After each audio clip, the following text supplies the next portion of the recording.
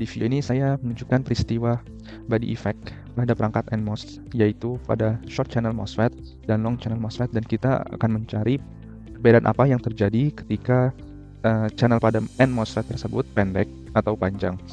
Jadi body effect itu sendiri adalah kenaikan tegangan threshold VTH ketika bulb tidak memiliki potensial yang sama dengan source-nya, atau VSB sama dengan VS dikurang VB lebih besar daripada 0, seperti yang bisa dilihat pada persamaan-persamaan yang ada di buku ini.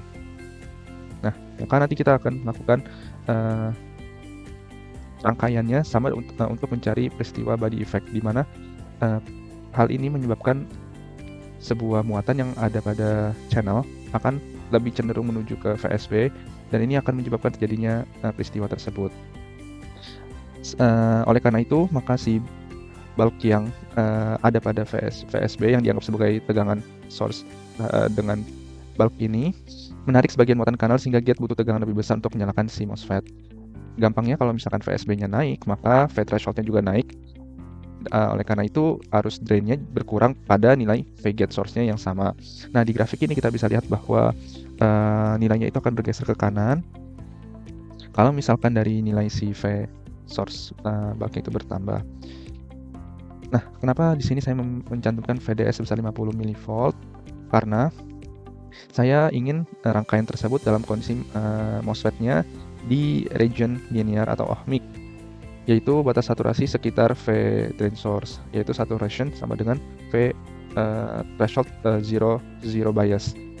Dengan nilai V drain source-nya kecil, dan pada rangkaian ini nilainya sekitar 50 sampai 100 mV, bentuk kurva E drain terhadap V gate source-nya terutama menunjukkan pengaruh V threshold akibat V source bulb tidak akan terpengaruh oleh efek dari saturasi atau pindah ke region saturation. Dan di sini bisa kita lihat bahwa bagian atas ada drain, dan sini ada gate dan source, dan kita memiliki nilai VGS yaitu sebesar 0, dan VSB-nya nanti diberikan tanda kurung terawal untuk bisa melakukan step parameter, di mana nilai itu dari 0 sampai 1 volt dengan stepnya sebesar 250 mV. Sedangkan untuk VGS-nya di sini kita akan memberikan rentang simulasi yaitu 0 sampai 500 mV dengan stepnya 1 mV. Nah, di sini juga dicantumkan include CMOS Edu models untuk memberikan model yang ada pada si MOSFET tersebut. Dan kita bisa lihat bahwa kalau misalkan prediksi untuk melihat grafik ketika VSB-nya pada long, kita masuk dulu ke long channel, yaitu 0 sampai 5 mV. V threshold-nya itu kurang lebih akan bertambah naik. Akibatnya kurva ID dan VGS-nya bergeser ke kanan pada perangkat, dan pergeseran ini terjadi lebih besar pada long channel. Di sisi lain, short channel, ketika V source bulb-nya naik, maka V threshold-nya juga naik, dan ini berdampak pada arusnya yang turun, dan keduanya ini sama efeknya. Tetapi di sini karena dia itu memiliki length yang lebih pendek, maka dia itu memiliki parameter Kp-nya yang lebih kecil. Transkonduktansinya lebih baik, dengan beta yang lebih baik, di mana beta sendiri sebanding dengan W per L.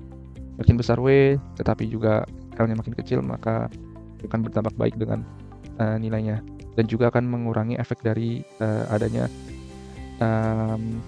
kapasitas parasitik ya. Dan kita bisa lihat bahwa Kp sendiri itu merepresentasikan nilai dari kapasitas oxide, yaitu di mana Kp untuk si N itu sekitar KPM sekitar 120 mikroampere per volt persegi, dan apabila kita memperbesar WPL untuk menekan skala arus, maka arah pergeseran kurva karena VSB tetap ditentukan oleh perubahan VTH. Oleh karena itu, kita bisa lihat bahwa short channel memiliki grafik yang lebih mulai dahulu untuk menaikkan si arus drain dibandingkan dengan long channelnya, seperti yang ada pada simulasi.